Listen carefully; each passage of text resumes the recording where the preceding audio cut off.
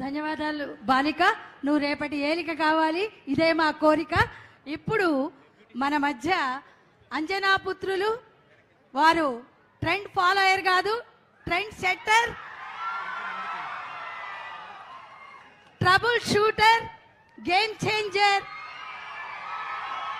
ఆయన వ్యక్తిత్వం సూపర్, కర్తృత్వం టాపర్, నేతృత్వం గేటర్. ప్రజలు అందుకే ఇచ్చారు మీకు పవర్. పుట్టేటప్పుడు తల్లికి కూడా ఆయన ఇది కలిగించలేదు.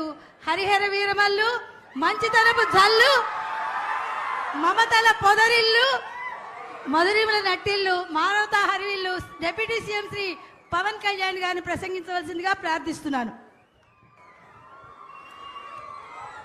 గౌరవ ముఖ్యమంత్రి శ్రీ నారా చంద్రబాబు నాయుడు గారికి, వేదిక పైన ఆసీనులైన మంత్రివర్గ సహచరులకి, ఉన్నతాధికారులందరికీ, ఇక్కడికి విచ్చేసిన విశిష్ట అతిథులందరికీ పేరు పేరున నా హృదయపూర్వక నమస్కారం. ఈ పర్యావరణ దినోత్సవం రోజున ఏం చెప్పాలి, ఏం మాట్లాడాలి అని అనుకుంటే నాకు కొమిర అంకారావు గారికి ఉన్నంత అర్హత నాకు లేదనిపించింది. ఒక 14 ఏళ్ల వయసులో ఒక పక్షి చనిపోతే ప్లాస్టిక్ వ్యర్థాలు తిని దానికోసం ఎవరైనా సరే ఒక 3 దశాబ్దాలు కృషి చేస్తారా?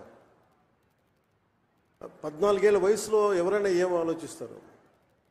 ఆడుతా పాడుతా తిరుగుదామని, అటు ఇటు తిరుగుదాం అనుకుంటారు. కానీ పర్యావరణం గురించి ఆలోచించే స్థాయిలో ఉన్నారు అంటే ముందుగా కొమిర అంకారావు గారిని ఈ కార్యక్రమానికి విశిష్ట అతిథిగా పిలిచినందుకు మనస్ఫూర్తిగా అధికారులకి,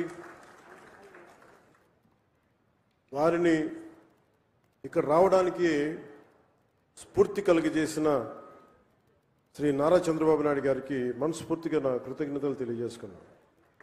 ఒకసారి ఒక వ్యక్తి చాలా చిన్నగా ఉంటుంది, మనం ఏం చేయగలం అనుకుంటాం.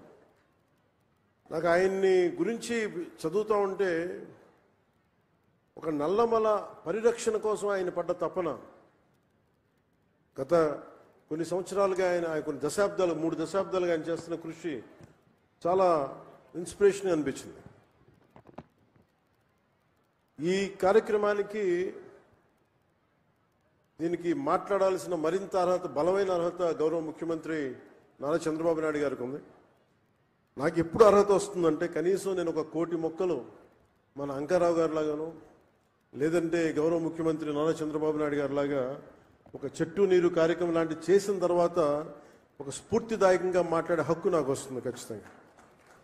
ఇప్పుడు దాకా నేను పర్యావరణం కోసం వ్యక్తిగతంగా చేశాను కానీ కొన్నిసార్లు, కానీ నాకు ఇప్పుడు ఈ అటవీ శాఖ కూడా పర్యావరణం 2 నా దాంట్లో ఉన్నప్పటికీ నేను వచ్చే సంవత్సరం ఇదే రోజుకి కనీసం 1 కోటి మొక్కలు నాటి, అలాగే ఫారెస్ట్ ఫైర్స్, అడవిలో కార్చిచ్చులు కనుక ఆపగలిగి, ఇందాక మన అంకారావు గారు చెప్పినట్టుగా, కొమిర అంకారావు గారు చెప్పినట్టుగా ఆపడానికి తీసుకుపోయి అక్కడ గడ్డి కోసం కాలుస్తూ ఉంటారు. వారికి కొంత అవగాహన సదస్సులు పెంచి వచ్చే సంవత్సరం ఇదే సమయానికి మనస్ఫూర్తిగా మీతోటి అనుభవంతో మాట్లాడతాను. ఒక అటవీ శాఖ మంత్రిగా కావచ్చు, పర్యావరణ శాఖ మంత్రిగా కావచ్చు. అలాగే ఒక్క వాక్యం చెప్పి నేను ముగిస్తాను.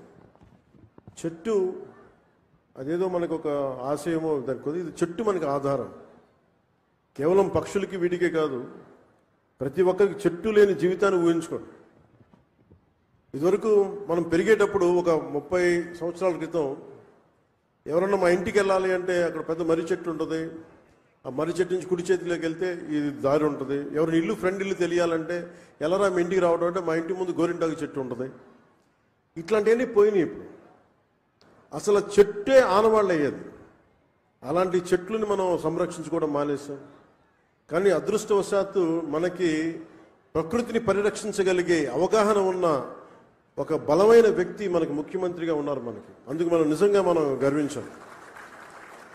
ఈరోజు మా అందరికీ కూడా ఆయన ఇచ్చిన టార్గెట్స్ ప్రతి చోట 33% ఉండాలి ఫారెస్ట్ కవర్ అంటే మా అందరికి ఇచ్చిన టార్గెట్ ఒక 50% ఆంధ్రప్రదేశ్లో ఉండాలి. ఆంధ్రప్రదేశ్ తలమానికంగా ఉండాలి. ఈ పర్యావరణానికి సంబంధించి కానీ, అటవీ సంరక్షణకు కానీ, నగర వనాలకు కానీ, చెట్లు విరివిగా పెంచడానికి కానీ వాటిని స్ఫూర్తిగా తీసుకొని వచ్చేసారి మనస్ఫూర్తిగా కలుస్తాం తెలియజేసుకుంటూ మీ అందరికీ మనస్ఫూర్తిగా ఈరోజు గౌరవ ముఖ్యమంత్రి గారు ఏం చెప్తారనేది మీతో పాటు నేను కూడా వినటానికి సంసిద్ధంగా ఉన్నాను. వారిచ్చే సూచనలు సలహాలు తీసుకొని వచ్చే సంవత్సరం ఆయన మీద మనం పెట్టిన బాధ్యతని బలంగా నిర్వర్తించి ఆయన మెప్పు పొందేలాగా మనందరం ముందుకెళ్ళాలని మనస్ఫూర్తిగా కోరుకుంటూ సెలవు తీసుకున్నాను. జై హింద్. ధన్యవాదాలండి.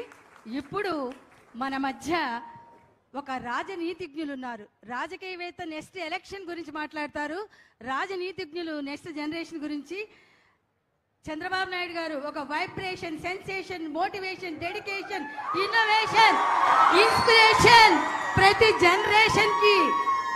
మాది కుప్పం, మాట తప్పం, గొప్పలు చెప్పం, నారా హమారా అంటున్నారు ప్రజలు.